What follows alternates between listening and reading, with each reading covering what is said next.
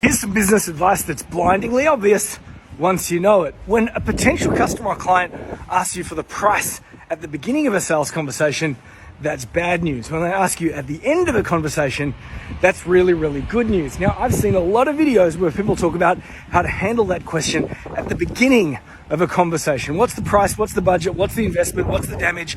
But I've seen very few people talk about how to handle at the end of a sales conversation, which I believe is more important because that is when you are most likely to drop the ball. So we have a framework called our 3POs framework, our three-part offers framework. And that is because when you get to the end of the sales conversation, it is so much more helpful, so much more effective if you have three options, not one, not two, but three. Because if you have one option, you're really giving the prospect two, which is either, do I want it or do I not want it? It's a yes or no dynamic. Give them two options and it's an either or conversation. Do they want one or do they want two? Give them three and you can harness the power of anchor pricing.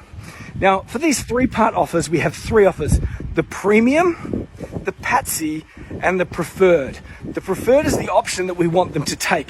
It's a high no-brainer, which means that it's at a price point where they can make a decision then and there. So that's the preferred, the high no-brainer.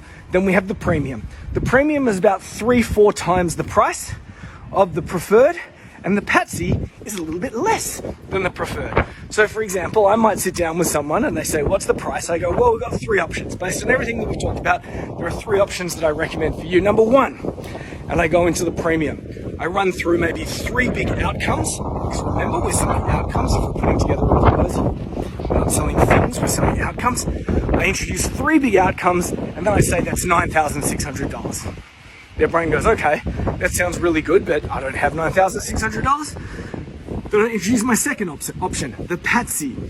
Now the patsy will be about a quarter of the price, so $2,400. It's only got one outcome, not three outcomes, one outcome. I introduce that, the one outcome, that's $2,400.